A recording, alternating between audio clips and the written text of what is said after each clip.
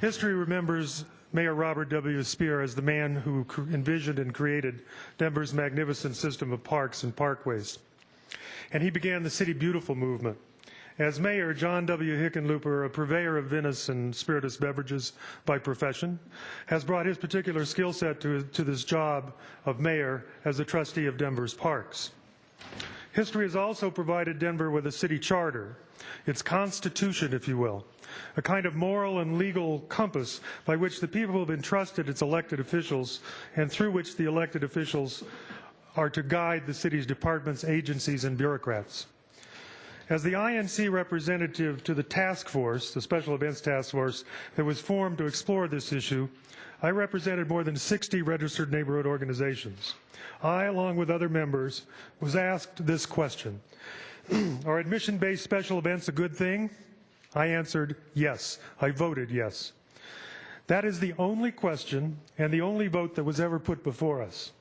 Of course, I am not opposed to admission-based events, but as the U.S. Supreme Court has often pointed out, time, place, and manner are critically important. One other thing. The Denver Charter was clearly written so as to make a distinction as far as our parks go between exploitation of our parks for profit by commercial interests versus park uses by the public, government, and nonprofit organizations. Our founding mothers and fathers envisioned this day when the temptation to commercialize our public parks would come along and said, no, you can't do it, not without a vote of the people. That is why for the past 100 years, up until this administration, no park nor portion of a park could be fenced, closed off, where the public had to pay to enter an event. You've been told other cities have admission-based events, and this is true. Some cities do. Two things. One, they don't operate under the Denver City Charter. And two, they operate under their own charters. And two, the nature of their policies and the results of their experiences are completely different than what is being presented to you in this policy. For example, in Seattle, there is an events review committee, and no admission-based events are allowed in parks which border on neighborhoods.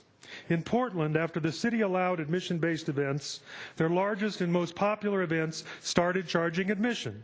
99% of all admission-based events are sponsored by nonprofits in Portland.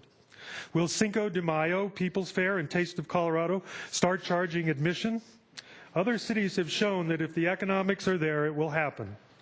This eventuality should be made known to the public before any policy is passed. And Larry, also, I ask for you to wrap it up, and we can also take your statements in writing. Okay. Excuse me, sir. I'm the next speaker, and I allocate my minutes to him. Okay. It is INC's position that Mayor Hickenlooper and the City Council should embark upon creating a centrally located festival park that would be designed for admission-based events. It, like a Red Rocks in the city, would provide a place for Denver's signature events and an incubator for new ones. It could be a place where concerts and large admission-based events can take place, where highway, street, and mass transit access is available, where parking and appropriate infrastructure would also be available. The people could then vote, as the Charter prescribes, to create and fund such a venue. We do not want Denver to be a city that promotes privatization and commercialization, allows advertising, creates a class structure for those who can attend events, charges the public to enter, and turns our parks into taverns. History should remember Mayor Hickenlooper as a man who listened to the people, who took the initiative to help keep Denver's renowned public parks fully open to the public, or at the very least, let the people vote to change them. This board should now exercise its advisory role and provide a vision and direction and recommend the creation of a festival park and structure any admission-based policy in such a manner that it will encourage this outcome, not delay it. This is what Denver needs to realize itself as truly a great city, not just an expedient one. Thank you so much, Larry.